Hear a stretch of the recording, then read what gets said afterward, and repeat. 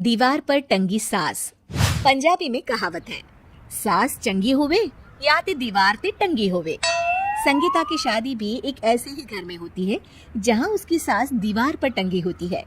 ससुर और पति शादी के पहले दिन उसे सास की फोटो के सामने ले जाते हैं, जहां ससुर जी कहते हैं, बेटा बेटा संगीता, ये तुम्हारी सास थी, बहुत नेक और भली, लेकिन थोड़ी गुस्सैल थी। गुस्सा आने पर सब तहस नहस कर देती थी, पर अब ये इस दुनिया में नहीं है। हाँ संगीता, माँ होती तो तुम इनकी कोई बात टाल नहीं सकती थी, वरना तो माँ घर में भूचाल ले आती। संगीता मन में खुश होती है कि अच्छा है कि ऐसी औरत अब इस घर में नहीं है, लेकिन दिखावे के लिए वो जैसे ही सास की फोटो के सामने हाथ जोड़कर खड़ी होती है, ये क्या? सास उसे देखकर मुस्कुराने लगी। संगीता आंखों को मलकर एक बार फिर से देखती है, लेकिन फिर सास के चेहरे का भाव, भंगिमा यानी एक्सप्रेशन बिल्कुल बदले होते हैं। वो अपने पति और ससुर को कहती है, माँ की तस्वीर तो स्माइल कर रही है। ना ना बेटी, ये कैसे संभव है? जरूर तुम्हें कोई गलती हुई होगी, ऐसा कैसे हो सकता है? लगता है तुम शादी की सारी फॉर्मेलिटी करते करते थक गई हो, तुम्हें आराम की जरूरत है संगीता। खैर, सारे संगीता की बात को इग्नोर कर कमरे में चले जाते हैं।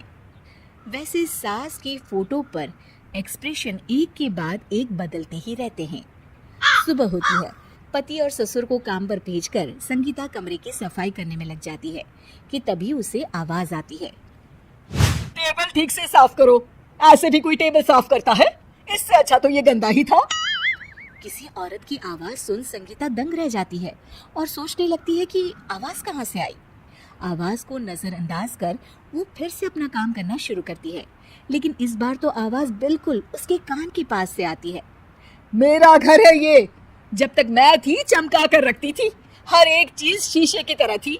तुम्हें तो ना सफाई आती है ना कुछ पता है। क्यों तुम्हें मेरे घर की जिम्मेदारी दे दी गई है? पता नहीं तुमने मेरे बेटे को क्या दिखाई दिया। मैं होती तो एक से बढ़कर एक लड़कियों की लाइन लगा देती।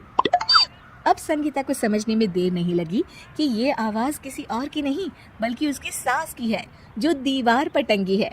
वो उसके पास जाती है और कहती है, नमस्ते सासू माँ, मुझे तो कल ही लग रहा था कि दीवार में कुछ काला है।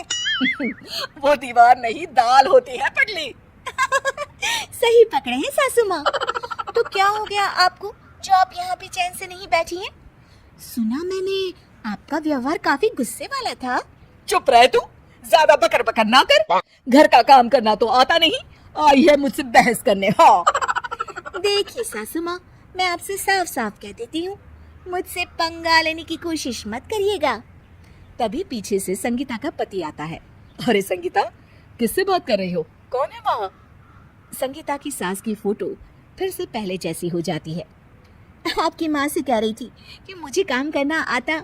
अरे संगीता, माना सास के ताने हर बहू को अच्छे लगते हैं, लेकिन यहाँ तो माँ है ही नहीं, तुम तो फोटो से ही।